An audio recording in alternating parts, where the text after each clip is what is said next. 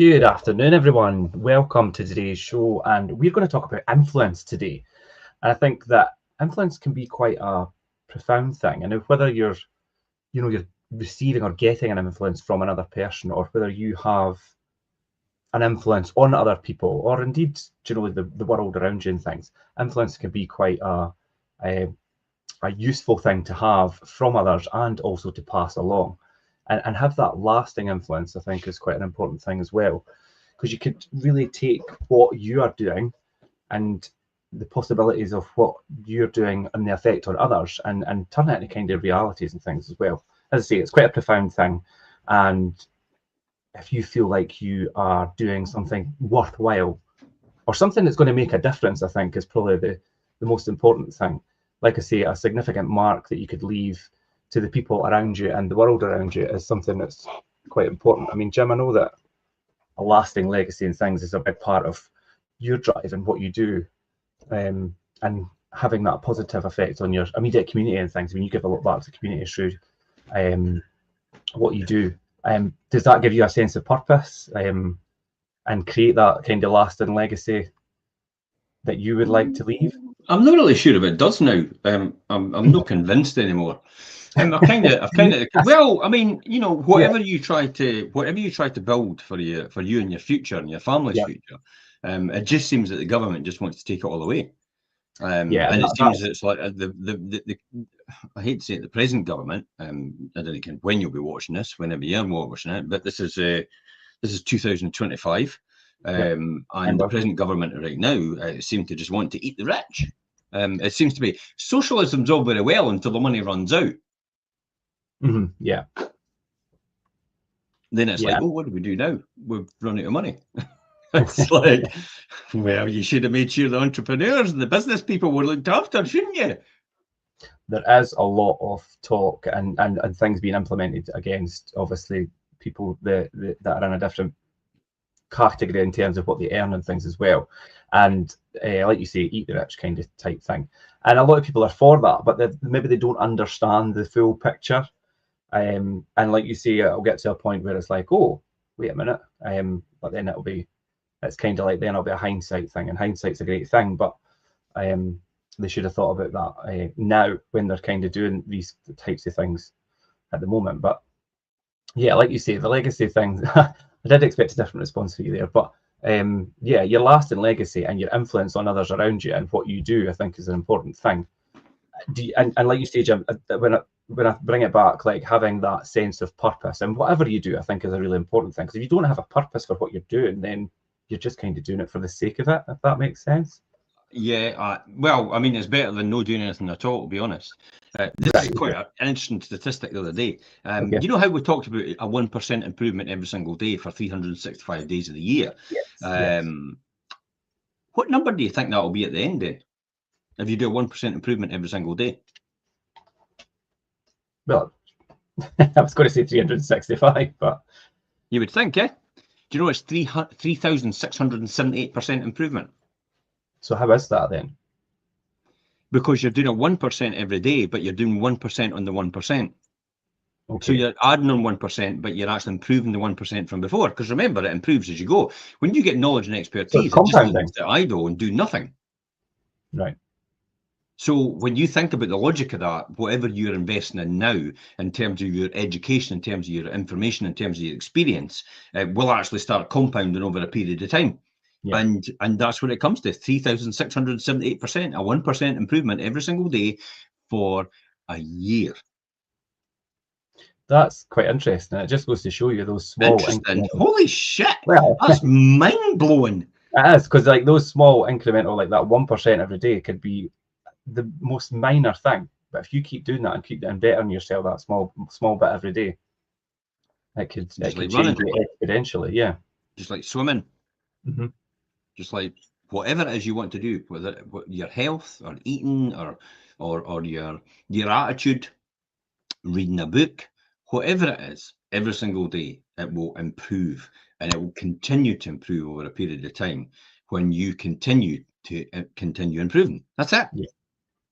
It's the old adage about success is a journey. It's never a destination. And it can seem at times like other people are trying to drag you back. But that's the way of the world. That's the way it happens. Some people just don't like to see you get ahead, but they don't like to see you get ahead of them. There you go. I've said it. Yeah. Yeah. Some people Very true. like to see you get ahead. Oh, congratulations, that's brilliant. It's like, oh, wait a minute, But they're don't go ahead of me too now. far. Yeah, don't get better than me. It's like, oh, envy's a dangerous thing. The world is driven by envy. And what drives that even more is Facebook, is Instagram, is TikTok. When they look at other people, the Monaco millionaires or billionaires, it's like, they're no billionaires. It's just they're making that shit up to make you to make you watch their videos when the guy walks out and gets into his car. You have no idea if that car's hired or anything. It belongs to him, yeah. Yeah, and they have some cool dude with his beard and he looks like Zeus. I think he actually calls himself Zeus, to believe it or not. And it's like come on, this is just all smoke and mirrors. Yeah. I'll probably turn up to Monaco one day, bump into him, and he'll be a boy sitting on the corner of the street begging. I'm only just making that up, but I know. you understand what I mean. I get It's the point, yeah. it's the influence. It's that influence that people have over other people about what they perceive in their mind, what they've just given them, the information that they've just given them to be, how they interpret that. Mm-hmm. Yeah, definitely. I mean, if I was to say to you and I say to anybody else, it's like, well, I retired at 38 years old. Yeah. Every single person out of 1,000 people will have a different answer as to what that meant. Because people, retirement in their head will be like, oh, right, okay, so you clocked out, you don't work, you sit on a beach or you go on holiday or you do whatever. That's your definition. But that's what I mean. A lot of people. That. Yeah, but that's your perception. Remember that. Yeah, someone else's perception will be completely different. What do you mean retired? It's like it could be anything. Somebody, I mean, I've heard somebody as well say one day, it's like, oh, I retired at 25-year-old, and says, yeah, I just went on the dole. I'm on benefits. Yeah, I'm financially free. And factually correct. But a person like that could easily say on Instagram that they're financially free. I'm financially free. All my money comes in passively. Yeah, it does, because the government pays for it. But they don't need to tell you that, do they? So think about what's influencing you, and think about why it's influencing you, and also think about, is this what you believe it to be, and is it genuine? And then that brings you, like, think about who you're letting influence you. Do you know how much do you actually know about them, and what they're telling you, is that actually accurate? Yeah, absolutely. There's still this thing about influence. Look, crypto is still a thing. But there's some crypto that you can't actually take any money out. So they're all bouncing about going, we're worth this amount of money. It's like, no, you're no, because you can't take any of that out. No, I think the Trump meme thing, this crypto that they got is actually worth a lot of money, and they're billionaires as a result of the Trumps. No surprise. But it depends what that means, remember, because you're thinking billionaires as in, oh, they've got all that money, Scrooge McDuck swimming about in it. But the reality is, it's like it's just a made up number, because they can't actually realize it, because they're not allowed to take money out of it, because then the value of it will drop. It's like diamonds. Diamonds are only worth a lot of money because they deliberately manipulate the market for diamonds. They don't release a lot of diamonds into the market deliberately. What do you think happens with oil? What do you think OPEC's there for? They influence the price of oil worldwide by either turning up production or turning off production. Right. Yeah, and OPEC and none of the rest of the world can do anything about it, because it's the Arab nations who are not inclusive in their club. So it's all about how you can influence things. How do you think? Look at Donald Trump, how he influenced the stock markets. Yeah. Every time he opens his mouth, think about that. Yeah. As soon as he says something, it has an effect. It has a ripple effect. Yeah. That's influence. It's also determined as clout. And David Salisbury, who is the NLA chairman, National Landlords Association chairman, years and years ago when I was involved with the National Landlords, I was their chair for Scotland, said to me, you know when you've got influence, you know when you've got clout, is when if anything happens in the news to do with housing or the issue that you're involved in, they come directly to you for a comment. Says that's when you know you've got influence. That's when you know you've got clout. Yeah, it's interesting when you talk about just because you spoke about oil and things there. And I was actually watching something yesterday about Alaska, and it was ExxonMobil that has the oil field, or trying to drill up there anyway. And the indigenous people had freezers in each of their properties, but they're all gone now because of global warming. So they actually built a big freezer, which is for the town. Exxon built this. Yep. So ironically, they're helping the people that, because of what they're producing, is putting them out, and they're now kind of pro Exxon people, and they're letting them come to. So they've manipulated it to their advantage with the local people. Do you know, ironically, but they're the reason that the local people are suffering. It was a weird one, but yeah, that's all about their influence on them. You can become a master of spin. And Alistair Campbell, who was involved with the Labour Party years ago when they're campaigning for Tony Blair, he was their spin expert. And Alistair talks about that a lot, about the fact that you can influence anyone depending on how you want to say it to them will determine the outcome that you want. Media's classic example about how to influence the masses on scale. Social media now, and a lot of followers, how to influence. Look at them all. Look at them all. By the way, I always keep remembering about this influencer thing. Oh, I'm an influencer. Yeah, okay, and I'm a millionaire at Monopoly. That's a good one.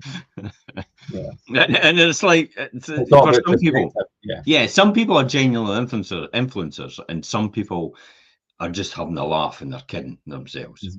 It means nothing. I have got no qualms about the fact that I am not an influencer. I would say that quite openly. However, people do come to me for advice and expertise, and also the media comes to me for comments on some things now and again locally about what's happening in the housing market overall. So yeah, to a degree, yeah, maybe I am, but I wouldn't hold myself out as being some sort of mass guru or influencer, although I'm called Lettings Guru on Instagram. But I think I'm called Lettings Guru on Facebook as well. Stuff, but that was only because I thought somebody's going to take that name someday, so I better get it now all these years ago. Yeah, but I think, well, you're saying obviously a lot of local news outlets not come to you for advice about property market and things, but then that's all down to your experience and your expertise, and obviously you've been doing this for 30 what years now. Yeah, and so, I suppose it's a case of I stick to my knitting and eat my own cooking. Yeah. And it does what it says in the tin, and I'm extremely good at it. Probably one of the best, I would say. And it's no me, it's just awards, customers, recommendations, all the rest of it. So, you know, you can't deny that, and the fact that people do say these things. But yeah, don't let it go to my head. It's just one of these things. It's just you. And I think that's what a lot of stars as well get quite difficult to adapt to, and the fact that it's just like they think to themselves, it's just me. Lewis Capaldi, classic example. It's just me. I'm just saying. It's just like some lad out of Glasgow, and it's like I'm just have a good voice, and didn't he buy my shit album? He struggled a lot to get his head around that. It's been difficult. Yeah, but he still struggles with it. I know that. Yeah, I just know that. A lot of people do, definitely.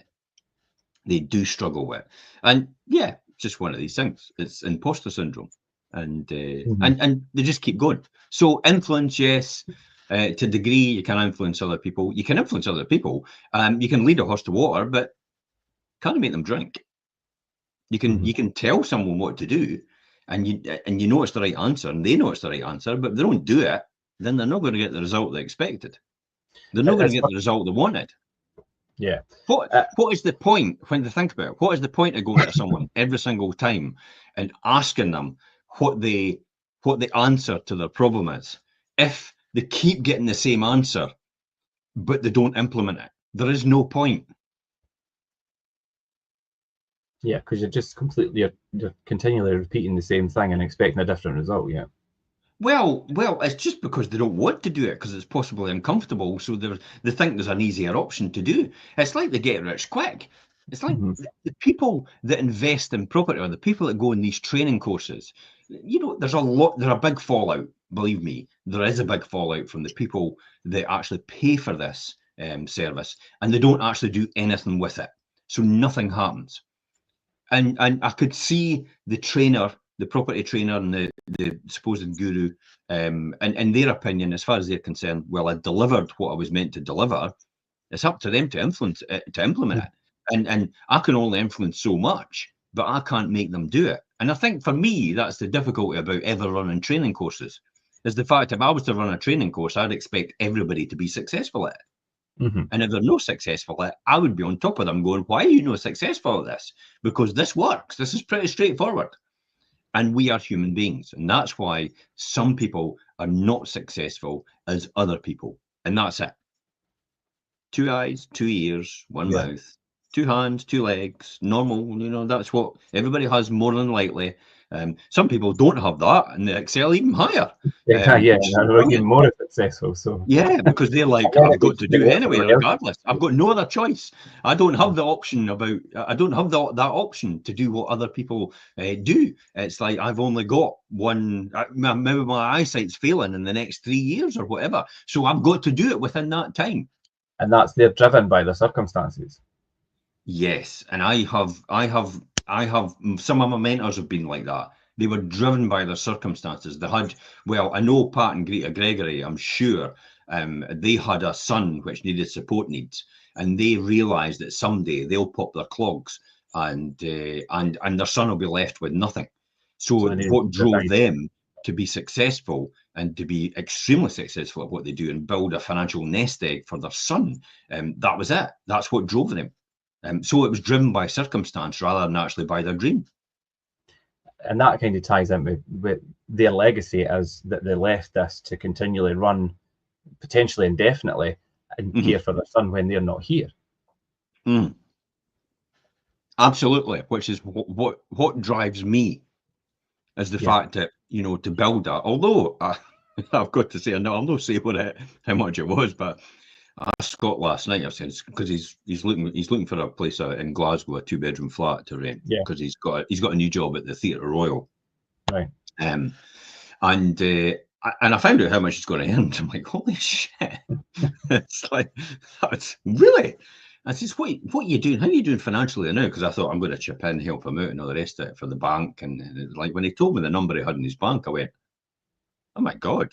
It's like I've not even got that in the bank. it's like really. I says, so I take it that includes your fund for your first home, your 15,000, your 12 Yeah, grand, your 3 grand for the government. I mean, no, it doesn't include that. Oh my god! And it's like, and then he's got his pension on top of that, and I'm like, mhm. what? You're a 25-year-old laddie this year, and that's how financially secure you are, because he is.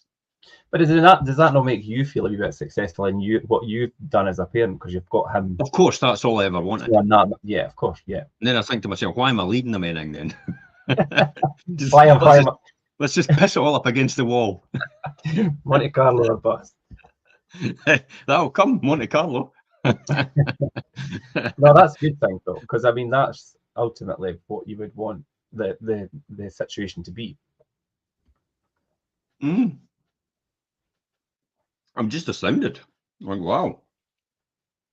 Yeah, leaving a legacy, like you say, and have something that could be left to continually run even in your absence is something I know that's important to you. And like you say, this couple that you were talking about is important to them as well. And Mhm. indeed, even like this show, that's predominantly what the reason for this show is for all of the information that's in your mind and just generally the things that you can't always pass on or maybe forget. They're all here on record for One day, eternity. hopefully, knowledge and expertise will be available to the next generations that I have. That's it, Mhm. and hopefully they'll be able to look back because it's the classic example about I don't know about you, but when you look back, I never really truly knew my father.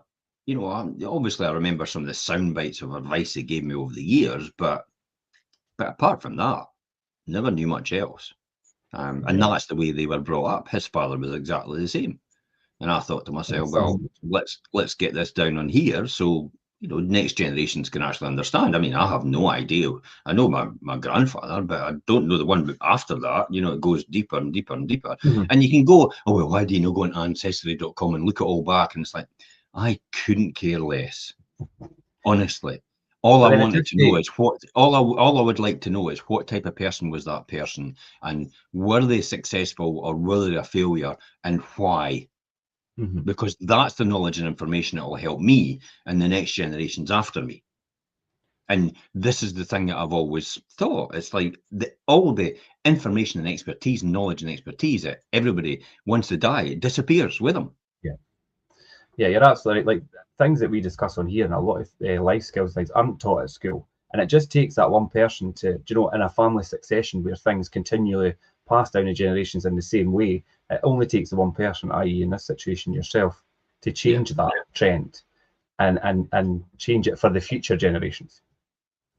absolutely. It's and influence is key in there. I'll Hmm. tell you a really good influence. It's influenced everybody. Star Trek. Okay. Tell us how then. All right, okay. I've got mine. Yeah, I've got Hello, mine. Captain. Beam us Yeah. up. That's it. Think about that. Universal translator. Hmm.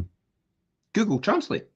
Yeah. And when you think about everything that you can do, you can phone people anywhere in the world now. Oh, mobiles Um, have at, revolutionized at the some world. point, at some point we'll be off world. Maybe not our generation, but generations after that, and they'll be able to do the same thing. Hmm. So when you think about all that logic and all that stuff that happened, there's a lot of things that actually happened from that show that actually came into what it was. Where do you think this all came? Where do you think? Look at Star Wars. Look at all these things that have, Hmm.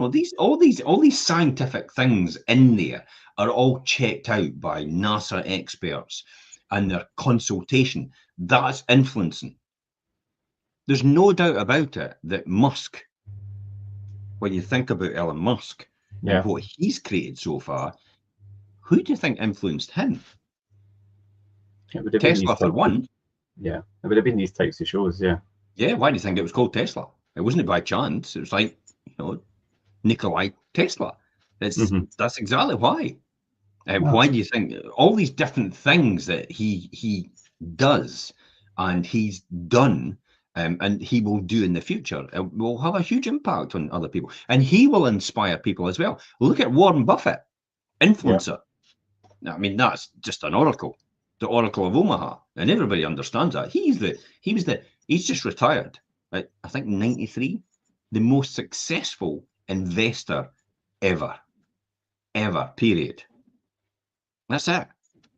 Look at the amount of information and he gave out to people just freely on podcasts, on broadcasts, Yeah. on just anything and everything about how to do investing and where to do it. I mean, I've even got the Intelligent Investor sitting on my desk over there. Yeah. It's a big book. It's like I mean, I'm it's, right in saying with Warren that I mean, one of the key things to his success as an investor and things is that he completely grasped the benefits of compounding. yeah. Somebody on YouTube saying, "Give me a shout out to my friend Ryan." Right. Okay. Yeah. Hi, Ryan. Hiya.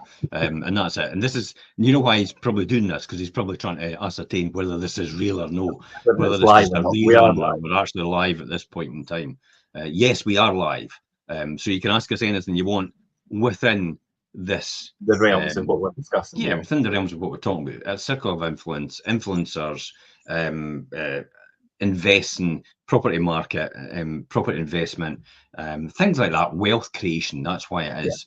And wealth could be anything when you think about it. It could be relationships as well. Yeah. So Albeit, I'm just, albeit yeah, what? no, you just keep going. No, I was just because we're talking about obviously people and having the right influence, and obviously you have these influencers that are a bit smoke and mirrors, and then you have people that could have a really profound influence on you, and having the right influence or the right person influencing you and what you're doing could really, it could change your whole perspective and reshape the landscape to what you're doing in terms of the results and the actual concrete achievements that you have. And that kind of ties in with us. We spoke a lot about results in the last show, and how your results actually dictate how successful you're going to be and push you forward and things. But it's also about having the right people influencing you. Because if you get the wrong people influencing you, it could set you way off track and put you back quite a far bit in terms of whatever your goals are for that you've put out to achieve. I think it's so important. It also depends where your energy is going as well, whether it's going negatively or whether it's going positively, and that'll influence you as well overall. So there's a lot of things that'll influence you throughout the process and throughout your life. And if we weren't able to be influenced, then why would we vote different people into government? If that's the case, why would we vote different parties? Why do people change their mind? Why are they Conservative one time and then the next minute they're Labour, the next minute they're SNP, the next minute they're Plaid Cymru? Why is that? There must be influence somehow, so that there's influence happening somewhere for some reason. So influence is what drives progress forward. Even though the influence is negative, remember, it will drive progress forward, because and I get this a lot where people say it's like, oh God, when are they going to get rid of these people? They're bad for maybe the government, they're bad for society, they're bad for whatever it is. And I went, yeah, but you've got to remember, these people appear because you typically find that the people that ordinarily wouldn't stand up and say something end up standing up and saying something because of these people. A Farage, classic example. Yeah, Nigel, yeah. How he's appeared just now. Look at the influence he's having on people in the UK. Look at the influence he's having on people in the European Union and also in the US as well. You know, because he's marrying up with the right people in terms of his circle of influence overall. So when you think about that and how he's doing that, how is that possible? I mean, there's people from. I mean, you know, look at Hitler. Yeah, I know. He must have influenced all these German people to vote for him. Yeah. And capitalized on a moment of weakness in their culture and in order to exploit that to his advantage. And got them into his way of thinking. Of course. And you could kind of see a similar vein with what's happening with the crossing of the channel and people coming into the UK and other countries. It's like, we act like it's just us. It's the whole world. All over the world, yeah. But why would you not want to go to another country and lose prosperous when you're sitting on a dirt pile in the middle of the desert and you've got nothing to eat? Yeah. Why would you not want to go to another country? Yeah, it's quite. Of course you would. Yeah, of course, and it's quite difficult, because if you properly try and put yourself into their mindset, which is probably difficult, or where they are, you would do the exact same. But then it's quite a controversial thing, because then, you know, people come into, oh, this is our country, it's our border, you know, you're not going through the right process, and yeah. Yeah, and that's fine, and you're taking all our jobs and all our money and all our benefits, and it's no, they're no. But that's another story. There's no point. There's no point in arguing that, because it's like it's society does not want. Well, let's say some people don't want to know the true facts because it dispels their opinion. Yes, that's quite a good point. That's quite a good way to put it. Yeah. It's like, I just want to have my opinion and I want to be right. It's like, but I want to be right at all costs. I don't want somebody telling me the facts. Because I just want to be right. So my opinion trumps your facts. In what world is that correct? Yeah, no, I agree. But you're absolutely right. That's the way it is. That's the way it is for a lot of people in society. It's like their opinion. They just see a quick thing on their scroll. Oh, I'm going to say something, and then they leave. So it's like walking down the street and listening to everybody's conversations and butting into every single one and saying something, and just walking on. Oh, that's shite, and just walking on. Oh, that's just a lot of rubbish, and just walking on. It's like, could you imagine doing that? Could you imagine doing that? Because they wouldn't do that normal in society. No. If they were out and people were in the street or they were in a group and or the rest of it, they wouldn't just walk in and throw a truth, Here's a, an let's say put opinion a truth grenade. I was person, going to but say a truth grenade, but it's an opinion grenade in and then just go, would they? Because everybody would go, that's rude and that's impolite. Beat it, pal. But behind the keyboard, it's like, no, I can see anything I want now. yeah, I don't think and they actually speak like that. no, but it's funny because people do that, and they don't actually understand the influence that their one comment could possibly have on people at the other end. But It gives other people the strength to then jump on and say something as well, which is why I do not tolerate negative opinions on any of my timelines. yeah, At all. It's like you're off. I'll delete the opinion, but if it's like if you're somebody that's no anything to do with us, it's like you're out. You're blocked. You're not getting to see anything after that. And it's because I've got enough going on in my world without having you trying to influence it. And you don't even know me. yeah. You don't even know me. You don't even know who I am, what I do, how I help people, all the rest of it. You know nothing about that at all. You just open your mouth, let your belly rumble, and then bugger off. Yeah. And you're absolutely right. And once you start to engage in that conversation, I've seen it. We've seen it. It could spiral into something that's just ridiculous. It's just stupidity. And it's like, for what reason? Oh, I was right. And what big deal? You'll still go back to your miserable life. Think about that. Typically, people like that have got miserable lives. That's why they want to take it out on everybody else. And that's what happens. It's like they jump in with their rude comments or whatever it is they want to say on something. They don't even know the people. It just pops up in their timeline. They open their mouth, let their belly rumble, say something really out of order, and then they just go. And they think, oh, that's great because they're riling people up, they're getting them upset and annoyed, and it's like, and you kind of think to yourself, what type of person does that? And it's like, yeah, it's probably the type of person that's got a shitty life. Yeah, yeah, definitely. And if we come back there, you talk about leaders, and I think it's important. Like, leaders that are possibly, if it's in government or if it's like business heads, CEOs, and things as well, their influence is really important on, the change that needs to be obviously implemented when they're, if you're running a business or you're running a country and things, the they successfully drive that change, like an innovation and things. That's so important to have that influence. And you need to, like you're saying, even if it's like people like Elon Musk or whether it is, Farage or whatever, depending on what the context is, they need to have the trust from the people that look to them to be able to implement change and innovation in the right way, obviously. It's public opinion that sways everything, doesn't it? Really. I mean, look at Jordan Peterson. Where is he now? We don't really hear him anymore. He's not really on social media. Well, he doesn't come up my feed anymore, but he used to come up a lot elsewhere. Look at Andrew Tate. Disappeared. Doesn't come up mine. So I don't. So it's like there's the flavor of the month or the flavor of the year, and that's where it keeps going and keeps going and keeps. And you see them a lot for a period of time, and then it fizzles out. And it's you know what it's like? It's like a build up to a tidal wave. And the tidal wave comes along and everybody gets washed away in the tidal wave. And then all of a sudden it all goes back to normal again. And everybody's just like, oh, okay, right, let's get on with our lives next. So it's all these big arguments and big debates that go on in order to change society's opinions over time. We're probably we are more than likely the only species that actually do things like this.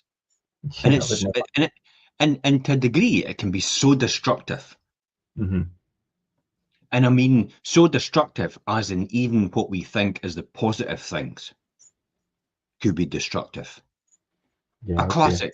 Look, it's like, why are we exploring other planets? It's like, oh, because we'll need other planets because this planet's, possibly dying. This one first, then. Yeah, this planet's possibly dying. Well, why do we not sort out and sort this one first then? Yeah. Instead of actually looking for another planet with all that money, why do we not do something about this one now? Because it's like what all we would do is, like you say, it's going to find a planet and do the same thing again and expect a different result. Classic example. Yeah. And point. After some, it's what is it? The influence. I know we're on the subject of influence, but that reminds me of like the guy that's maybe been divorced about 5 times, and he says, "Oh, I just can't find the right one." And I'm kind of thinking to myself, well, it's maybe you. That's the problem. The common denominator, yeah. Yeah, it's maybe. You ever thought it's maybe you is the problem rather than actually the other people? That's the sort of thing. Um, and to a degree, it's acknowledging that and understanding that it will set you free, Yeah. Yeah, and being it will able to allow you to grow and be better for possibly future endeavours, whatever that is. yeah, I think being able to acknowledge if you maybe need to change something or do something differently in order for something to be successful or be able to move forward. And whether that's like, in leadership, and I was going to talk about teams as well, and influence between a team, to work, together, and also to have that one person who leads and has the main influence is quite important. And sometimes if the person that's got the main influence isn't quite sure about what they're doing, and possibly their influence of maybe doing something different would actually be beneficial, if that makes sense. Yeah, it does. It's you were reminding me of an old adage that I always remember, Okay. and here it is. And here it is. Listen, if you want to change something in your life, you need to change some things in your life. Mm-hmm. So if you want to change some things in your life, guess what? You need to change some things in your life. It is that straightforward. I was just going to say Why it, is it it no it happening sounds for that me? simple, yeah. Why is this no happening? Why is it It no is. making a difference? Why am I still here? Why have I no moved on? It's like, because you've no changed anything. They've not done something different, yeah. You've no changed you've no changed the surroundings round about you've no changed anything at all. Now, I'm not advocating the up sticks, move to the other side of the world and start afresh. What I'm saying is, like, you don't need to do that. It's just you need to. Classic example: alcoholics. Mm-hmm. The first thing you're told, gamblers as well. First thing I was told, gambler, addicted gambling when I was younger, when I went to Gamblers Anonymous. First thing I was told, you need to stop going about with the people that are gamblers. That you gambled with that. Aye. You need to stop walking past. Now, I wasn't a betting shop gambler. I was machines. You need to stop walking past betting shops then. It's the same with alcoholics. You need to stop going to the pub now. You can't go out with your friends anymore Mm-hmm. because they all go to the pub.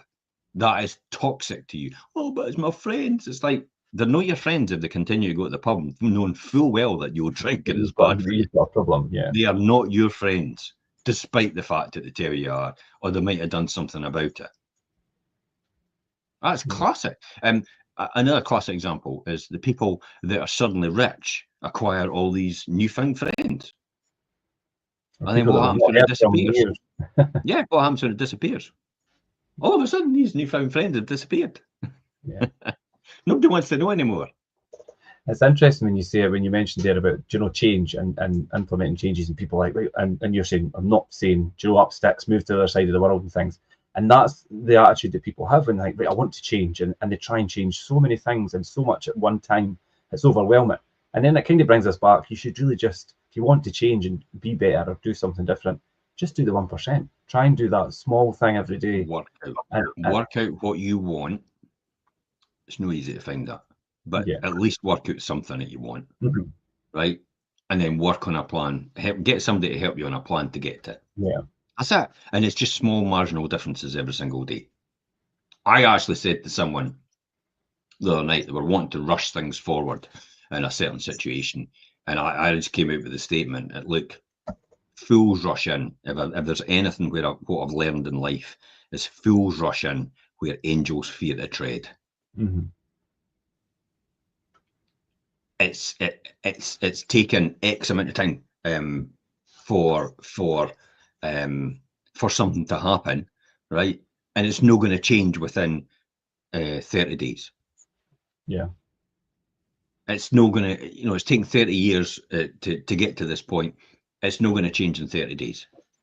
It's going to be a journey again to get that to change. if that's what that person wants, and it's absolutely crazy, and people immediately jump and they want things done now. It's new and it's instant society. It's probably because that's the way they are at that point in time, the way they feel. See the feeling thing, the emotion bit. The emotions in the head think completely different, and that's where you have to that's where you have to work out exactly, and that's why if you ever get into, right, this is my advice, if you ever get into an argument with anybody, watch what you're doing, take it easy, listen to the facts, and then don't respond if you know it's going to escalate. Just think about it. Take time. Just tell them to take time to think about it, and then come back with an answer later on. Yeah, no, definitely. I've learned that. Yeah, there's no point. It's just, and you know, when I keep saying every single time, my first almost day at Standard Life when I went to work with them, when I got taken to training, was when you're on the phone to a customer, the first thing they say is behavior breeds behavior. So if this customer kicks off at you, the worst thing you could ever do is kick off at them back. Yeah. Because it just escalates, and you may as well just put the phone down. You're actually better off putting the phone down than saying anything at all. Yeah, just put the phone down, and then then you could always phone them back when you're a bit calmer and say, "We must have got cut off," and then they go, "I thought you put the phone down on me," and they go, "Oh no, I think we just got cut off for some reason. I don't know why. Something to do with the lines." I've done it. I've done it. It's like, oh, you don't want to hear what I'm saying next. It's like, and I think the majority of us all have been in that situation where, it's between the head and the heart influencing you, and in that situation, for the heart, you just want to respond in a way that's probably not the best way, but through time, you actually learn that if you, like you say, take that step back, take that time out, revisit it later on, think about it properly, and you think, actually, they maybe meant it like this, maybe not. Yeah. You maybe picked it up wrong, and once you have time to process it through your mind, you think, oh, they actually meant it this way. That's not so bad. Or do you know what? I'll go back to them and say this, and that'll probably resolve it a lot easier. I think rather than flying off the handle. In a heated argument and in an emotional state, I think it's almost like death of a thousand cuts. It's just like two people or a group of people are tearing strips off each other, and it's no nice at all. And most people at my age, and possibly your age as well, Richard, would understand that completely. You always go, and the benefit of hindsight, would I have done the same thing? And most people would say, absolutely not. But it's done now and it's said now, so you can't take it back. Look at the boy that just got nailed now, the comedian, because he said something. I didn't get what he did. Always something to do with the trans thing. It's like, oh my God. It's like he said something that's like, cancel culture, get the police round, you're in court. What? Yeah. He's only said something. I don't know the full now. Before anybody kicks off about that, it's like I don't know the full things about it. But I thought the way that think about it, the way that was reported. See the way it's reported, the influence, how people interpret it differently. How it was reported to me was like, this guy really maybe just made a comment on social media, and now the police are round at his house. It's like, what type of society we got? What's going on? What happened to free speech? Yeah, and I think it's important about how things, like you say, how things are reported, how things are put out there, and how you receive it. As it depends on what influence it's going to have on you and how you think about that situation. And really, it might have been relayed to you incorrectly. I heard Ricky Gervais said this the other day, and I thought it was a brilliant one in a podcast. He was sitting there, and it was Professor Brian Cox was there, Ricky Gervais was there, and I think it was David Baddiel or something like that was there, and they were talking about it, and they were talking about how people become offended. And Gervais actually said, and it was quite interesting how he said how people become offended. He said, it's like almost when I tell a joke, it's a joke, okay? And some people get really offended by it. But the thing is, the joke's not directed to them. But they decide they want to run in front of that joke and stop and listen to it to become offended.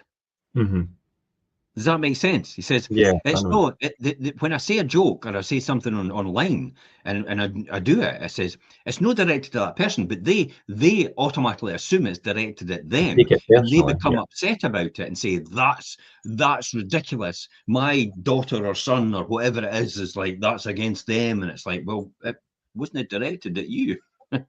You're choosing to interpret it like that. It's not directed at you. Yeah, they're letting it influence them in a negative way when it wasn't intended like that. It's like, for example, firing the gun, and they run to get in front of the bullet. Mm-hmm. Yeah. It's yeah. Now, because I've said that word, you never know. It's like I might get a wee warning from Facebook. Yeah. Just because I'm conscious of that as well now, because the Facebook police are out. You Yeah, don't there's say certain anything. ones. Yeah. You know, I mean, you know, you don't say the BOM Don't say it. BOMB word. Don't It's say like it. on Yeah. Facebook, and Mm. all you're doing is referring as a truth. You Yeah. know, you're calling it a truth what, and because you say that in a statement, it's like, oh, there's something wrong with that. You've been cancelled now for the next 5 days suspension. It's like, Yeah. whoa, that wasn't what it was meant to be. Yeah. Please watch that That B was word just because I be used that word. it's But see how influence society has done that. How we've all become fearful. How we've all become, and I wouldn't even say it's mindful. We've all become fearful of certain words and using certain words in case they're interpreted the wrong way, in case we're castigated as a result of it. Because there's loads and loads of people out there with shitty lives that just want to get their pitchforks and torches out and come and hunt somebody down. Mhm. Yeah. Yeah, we see it every day. But yeah, And that's what influence is about. That's what influence. That's what happened. It's interesting, like where we started and where we are now with this. I know. It fascinates me. It's not anything to do with the fact that it's not anything to do with the fact that I'm saying it's like it's wrong or it's right. It just fascinates me about Mhm. how humans, how we work like this, and how our energy goes to certain places, and how we assume or make assumptions about what we hear and the way we interpret it, and we immediately put that onto someone else and say, "Oh, you've done this," and it's like, no, I never did that. That was never intended to be like that. Yeah. It's But amazing then how they try to influence other people to come onto their bandwagon in order to justify their means, even though it's no facts. yeah. Yeah, it's really interesting how things could be picked up and, like you say, completely interpreted the opposite There's from what they were supposed to be. it's very difficult nowadays in our culture to say something and for people to turn around now and say, look, I didn't mean it like that at all, without anybody trying to castigate them and them being cancelled. Mm-hmm. It's almost like we're looking for it now. Yeah, and I was actually going to call it cancel culture, because there is a cancel culture out there. As soon as somebody that's in a position of, if they're on TV or they're a prominent figure or whatever, as soon as they do the one wrong thing without having a chance to even justify themselves, they're cancelled. And it's like Yeah. people look to do it so quickly.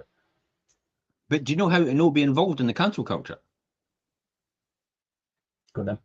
Just don't take part. Yeah, I was just going to say, That's don't it. open your mouth. No, say what you want. And if it's like, oh, you're cancelled, it's like, no, I'm not. I'm still here. I'm still here. Mhm. You've not cancelled me at all. Yeah, It because I makes think no once difference. you start then speaking and communicating on that about that point, then you're kind of, it's like an admission. People will take it as an admission that you were wrong anyway. Aye, I would say so. I So think that influence is definitely a big thing, isn't it? It's and it depends how you wield, and I would say wield that instrument of influence, and how you would wield it for the positive or the negative, depending on how you want to use it. I think that And just some people will just want to do that. It's quite interesting. In Generation Rent is a organisation down in London, apparently. yeah, I kind of like the nut jobs in Edinburgh. Living Rent. That's living them. right. Yeah. I see. I'll get cancel culture for them now. We're The going be to outside the have office with their some pitchforks and comments on torches. this. It's like, Jim Parker. It's like, cancel, cancel, cancel. It's this will probably go out as a short, won't it? I'm all right. I'm not in the office. It'll not make a difference to me. Good luck, Richard.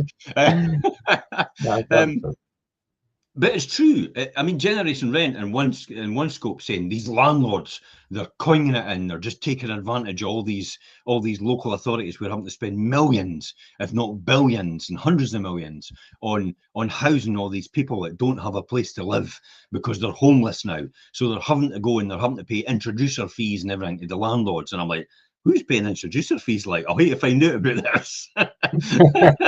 It's like, well, hey, introducer fees, superb. It's like, it's in London. Yeah. It's just in London. So they're going on and they're putting it all the way throughout. And generation rent's going, this is ridiculous. And it's like all these landlords and they're taking advantage of this situation. It's like, hey, they're in business. Mm-hmm. They're supposed to take advantage of the situation when they're in business. That's what it's all about.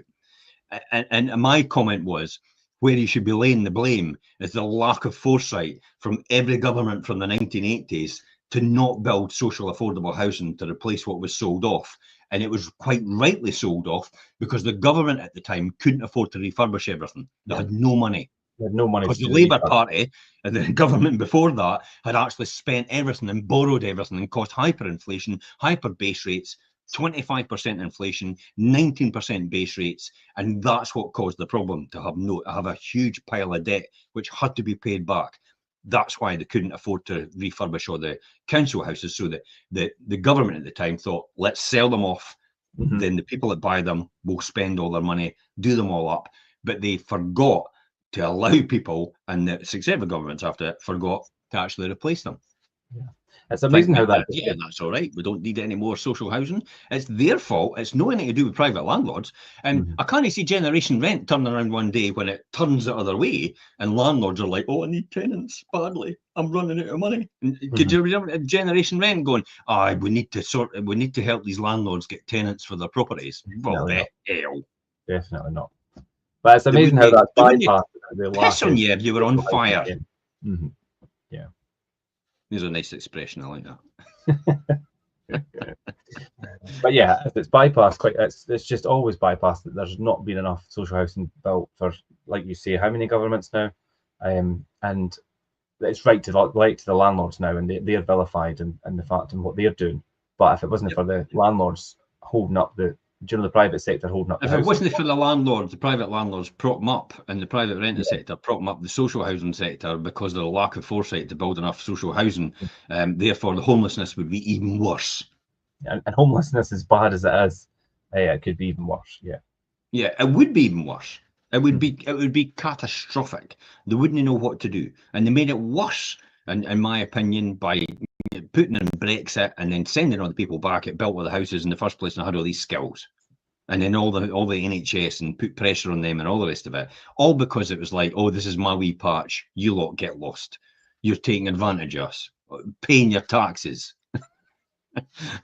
You're taking advantage of our economy, working in our economy and paying your taxes and contributing towards people's welfare and making sure they're healthy.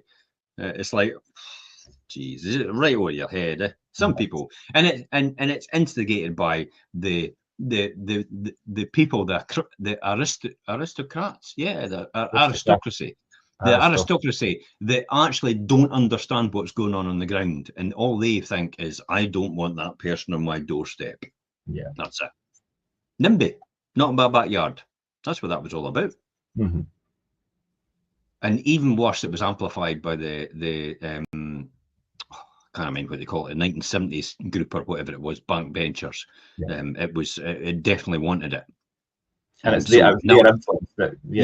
It was a cancer which had been kept going since the 1970s, when the common market existed with Europe, and how we became closer to the Europeans, and we were coming to a European Union almost, and we were part of Europe at that time, and they hated that because that's not what they wanted. So they had a grudge all these years, and they just bided their time and kept going and kept going and kept going. And as I say, ended up with Brexit. Yeah. As I say, every dog has their day. Happens every single time. Every dog has their day. You just have to hang around long enough to your day to come. That's it. Life is all about swings and roundabouts, ups and downs. It's never like this. It's always ups and downs, all the time. And you have to make sure that you hang around long enough when you're on the upside again. That's what it's all about. No, and it's brilliant. Like you say, obviously, it's amazing where our conversations lead when we pick topics to talk about, and obviously, influence. Influence is such a big one. I mean, I've got a few things here still to kind of cover before we wrap up, and it was more about trust and deeper connections and things. If you've got the right person influencing you or your team, or do you know, even if it's a family unit and the head of the family, having those, strengthening those relationships is something that will bring you all together and in order to achieve your goals and be successful in what you're doing. And having that positive influence, no matter where it comes from, is such an important thing. And it triggers those positive behaviours as well within individuals and groups as well. Do you know, and like inspiring healthy habits and things. We talk about that quite a lot. You're quite an advocate of obviously eating healthy and keeping fit and things. These are all quite profound things that you need positive influence to keep you going and keep you in the right mindset to do, whether that be your own or from someone else. Someone once influenced me and showed me the easiest form of influence. Okay. I'll show you right now.